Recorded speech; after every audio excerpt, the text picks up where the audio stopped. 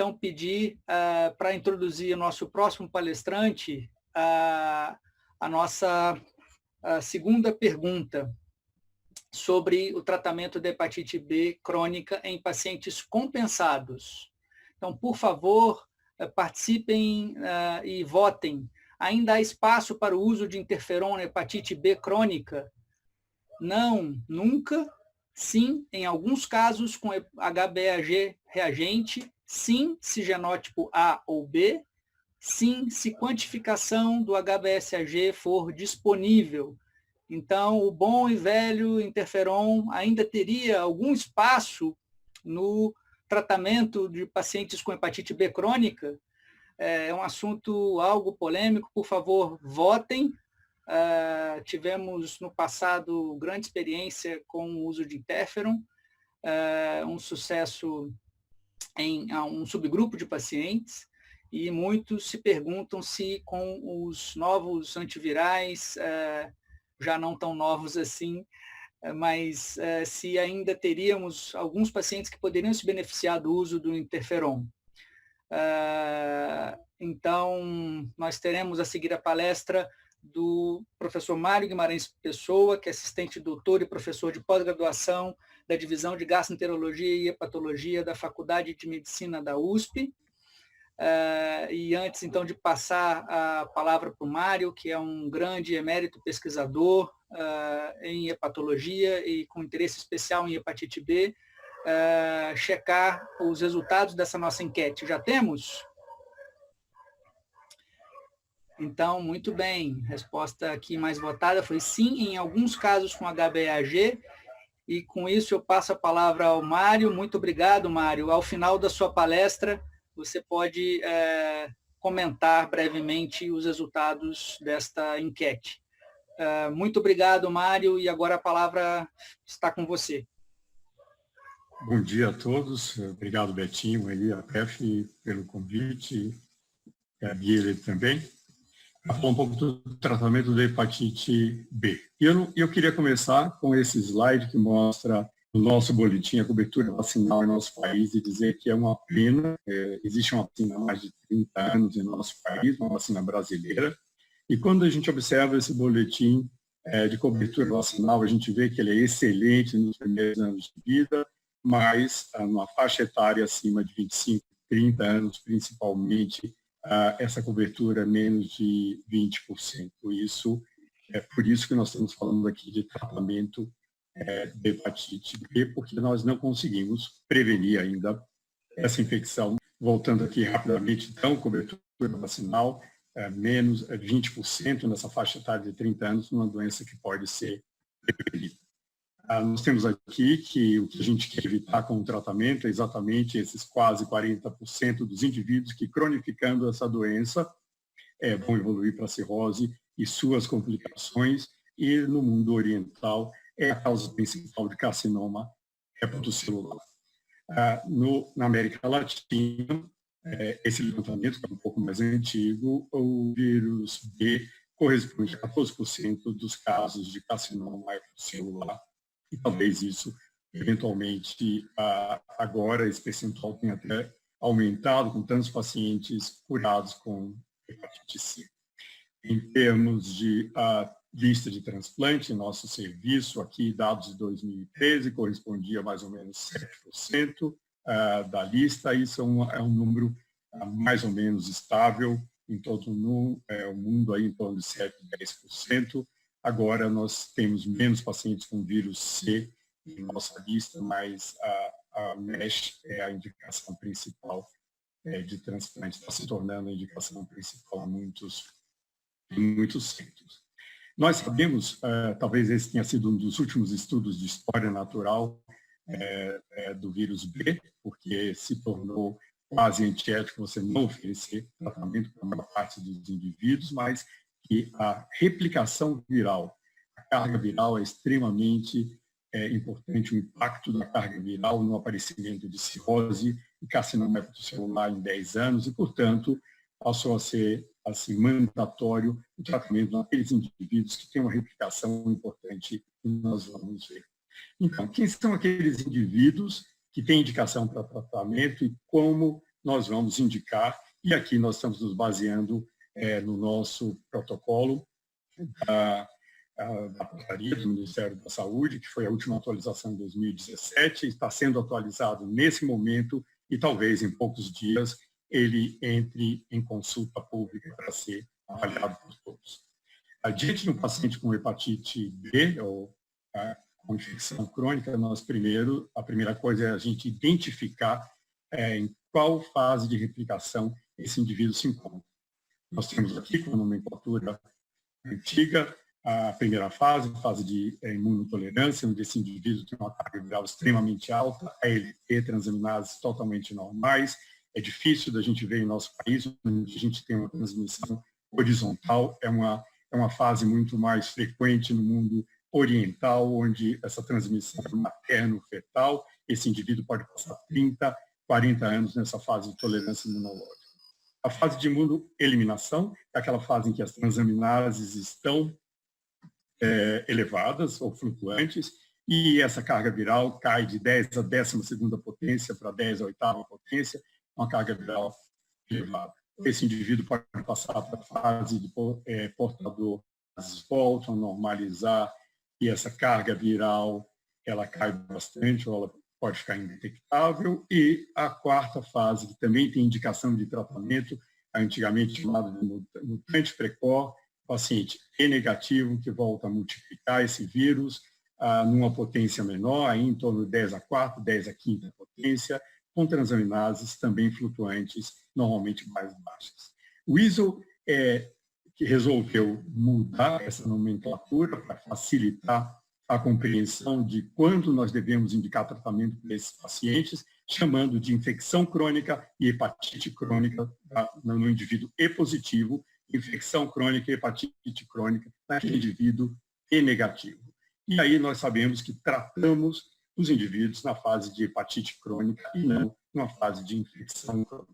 Nem todo mundo precisa ser tratado, e esse é um estudo excelente, muito antigo, da Giovanna Fatovic, mas que mostra realmente que os portadores inativos têm uma chance de sobrevida em 25 anos, que é igual da população geral. Então, esses indivíduos não merecem, então, tratamento. E sim, aqueles indivíduos que têm a infecção, a hepatite crônica, seja E positivo ou E negativo, que tem aí uma sobrevida diminuída de quase 50%.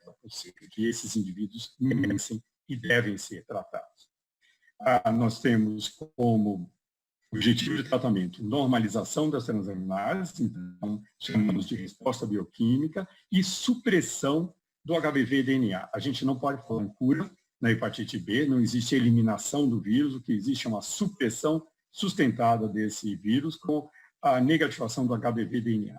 Essa bolinha vermelha representa um objetivo que já é bastante aceitável no tratamento e no controle dessa doença. Se a gente tem a soroconversão do E para o anti-E no indivíduo E positivo, realmente atingimos, então, um objetivo maior. Se nós temos a perda do AGHBS, esse objetivo leva à cura funcional dessa doença e, obviamente, que ainda existe muita pesquisa hoje na tentativa de você atingir o CCC, DNA no núcleo do hepatócito e conseguir a esterilização desse vírus, e esse seria o objetivo ideal no tratamento do vírus B, mas que ainda não pode ser atingido nesse momento. Então, por hora que nós temos 3 parâmetros para indicar, então, a indicação de tratamento nesses indivíduos. O parâmetro nós temos e vamos utilizar como fatores para a gente indicar tratamento, a elevação do LT, o HBV-DNA e, claro, o grau de fibrose, se esse indivíduo tem ou não tem uma cirrose hepática. Então, esses são os 3 parâmetros na decisão de tratamento desses indivíduos. No paciente E positivo, a gente definitivamente, aqui do lado direito, vai tratar aquele indivíduo numa fase de hepatite crônica, que tem elevação de ALT, que normalmente pode ser flutuante, a maioria, e o nosso guideline hoje, nossa diretriz, diz que esse indivíduo deve ter acima de 2 vezes o limite superior da normalidade, um HBV-DNA elevado. Ou, mesmo aquele indivíduo que está numa fase de infecção crônica, mas se ele tem acima de 30 anos de idade, você já desconfia dessa fase de tolerância imunológica, eventualmente indica uma biópsia nesse indivíduo para avaliar presença de lesão hepática, mas isso passa a ter, pela nossa portaria, também indicação de tratamento.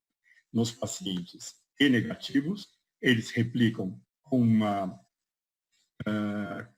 muito menos, em termos de HBV DNA, um nível muito mais baixo. Nós consideramos que aqueles indivíduos que têm acima de 2.000 unidades internacionais por ml, naquele estudo que eu mostrei de história natural, a gente utilizava não unidades internacionais, mas cópias por ml, isso corresponde a 10.000 cópias por ml, então esse limite de 2.000 unidades mostra que esse indivíduo está em atividade, e essa ALT no E negativo, que deve ser considerado qualquer valor acima do limite superior da normalidade, não esperar que ele tenha acima de 2 vezes o limite.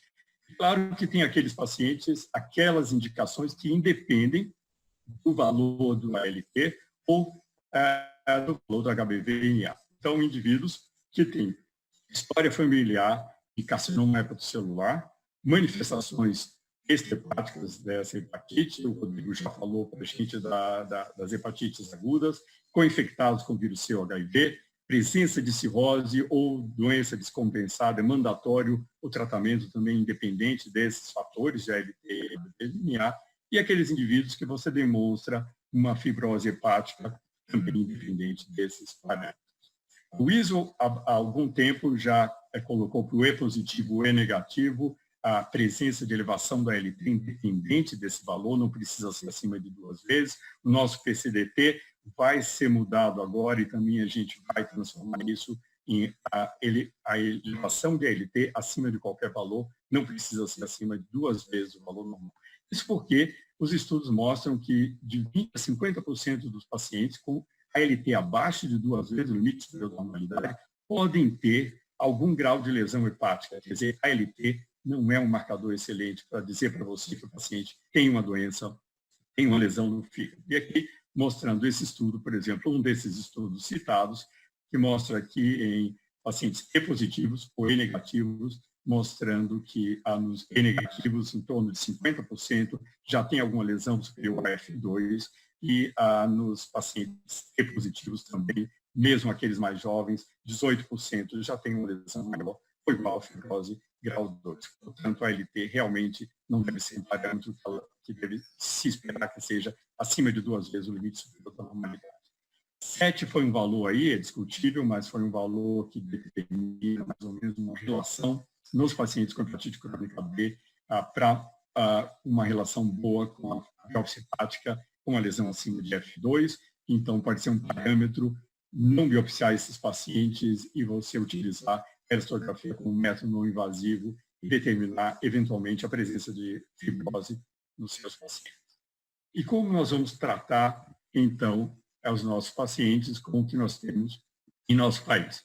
Nós temos, então, o tenofovir e o TKB como os antivirais, inibidores de polimerase, e nós temos os interferons regulados ainda disponíveis nessa portaria para tratamento do indivíduo com hepatite B crônica. Nós sabemos que os interferon todos estão muito bem acostumados a tratar os pacientes com hepatite C no passado, os mais jovens não têm mais a mão da utilização do interferon pegilado, uma vez por semana, subcutâneo, mas existem várias contraindicações, o indivíduo descompensado não pode usar interferon pegilado, tem algum grau de interferência com doenças autoimunes, pode desencadear fenômenos autoimunes, mas, na minha opinião, ainda existe e é o que vocês responderam, realmente eu concordo com essa opinião, que existe uma população aí específica onde o resultado com interferon é um resultado favorável. Então, são indivíduos jovens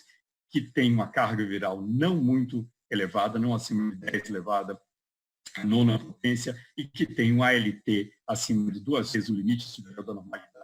Esses indivíduos, e que não têm uma contraindicação para usar o interferon, esses indivíduos têm uma resposta razoável, tem uma chance de soroconversão do E para o anti-E em torno aí de 20%, e com um tratamento finito, um tratamento que pode ser 6 meses a 1 ano no máximo. Então, realmente você tira o tratamento desses indivíduos e eles têm uma resposta sustentada aí nessa soroconversão do E.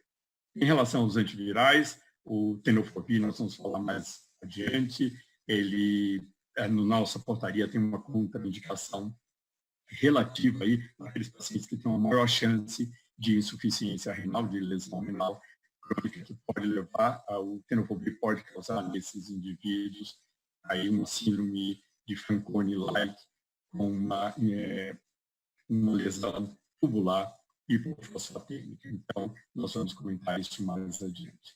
Os dois antivirais que são utilizados, diferente do que o Rodrigo mencionou, para hepatite aguda, que são aceitos ali nos diversos guidelines, principalmente da Ásia-Pacífico, todos esses antivirais que estão aqui mencionados, mas nós temos os dois que são aprovados em nosso país e que estão no papel, o Entecavir e o tenofovir, com aqueles que têm a melhor barreira genética e uma possibilidade quase zero de resistência, desenvolvimento de resistência.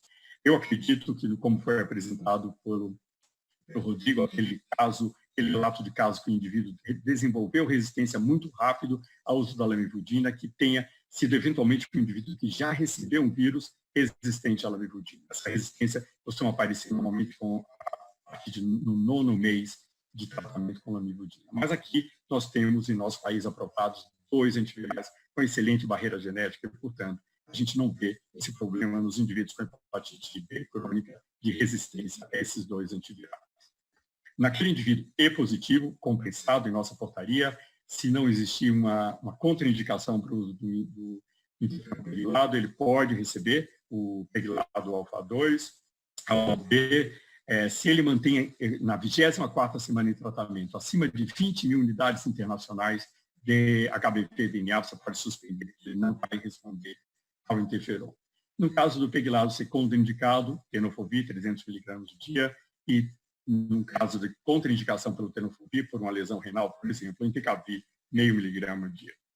No paciente cirrótico descompensado, o uso de Entecavir vai ser falado na próxima palestra. Nos E negativos, nós temos a chance de responder ao interferon pegilado é muito baixa, não vale a pena ser indicado.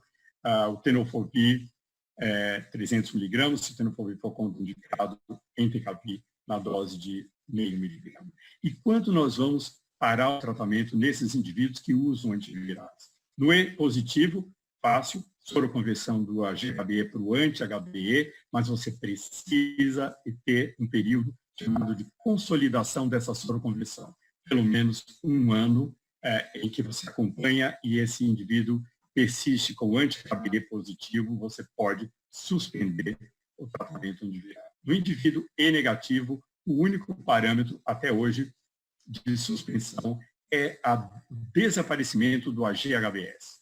Nós podemos comentar, não tenho tempo aqui para me prolongar, mas tem estudos recentes apresentados nos últimos congressos com a chance de suspensão do antiviral oral naqueles indivíduos E negativos de acordo com a quantificação do AG-HBS. Aí sim, aqui entra a quantificação do AG-HBS. Se eu tenho um paciente que eu estou tratando com tenofovir ou Entecavir, ele tem mais de 3 anos de tratamento com resposta bioquímica, resposta virológica, eu posso quantificar o AG-HBS, mas lembrando que essa quantificação que a gente observa no Brasil, ela é um semi-quantitativo. Nós precisamos de um método quantitativo que lhe dê o AG-HBS em unidades internacionais por ml.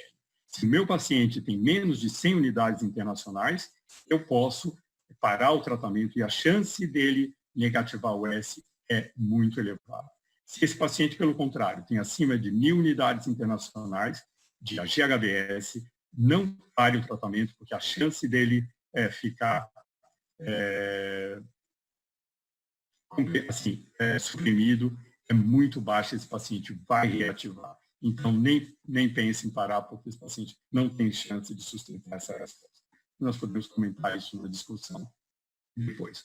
A resposta virológica é muito semelhante, seja com Entecavir ou tenofovir, e é muito alta nesses indivíduos, então a gente atinge a supressão de mais de 90% dos casos em longo prazo. E o que é interessante ver nesse estudo, por exemplo, com o Entecavir, mas se repete com com tenofovir também, é que, independente da fase em que você começou a tratar o indivíduo não cirrótico ou com a cirrose descompensada, a chance dele suprimir essa viremia é muito semelhante. Então, esse indivíduo responde mesmo numa fase mais avançada de doença, isso é importante. E esses resultados, para mim, são muito interessantes, porque mostram nos estudos realizados a longo prazo com tenofovir ou entecavir, que no primeiro ano em que nós repetimos a biópsia, por exemplo, a resposta bioquímica é muito boa, mas a resposta a resposta do ponto de vista de fibrose, de regressão de fibrose, é muito baixa. Mas, se nós repetimos essa biópsia depois de 5 anos, os 2 estudos, tanto do entecavir como do tenofovir, mostram que muitos desses indivíduos regridem o grau de fibrose. Então, a regressão é possível, e esses estudos mostram que o indivíduo, mesmo numa cirrose inicial, pode regredir, e tem exemplos, por exemplo, no indivíduo já com a cirrose inicial, que esse fígado em 5 anos volta para o período praticamente normal.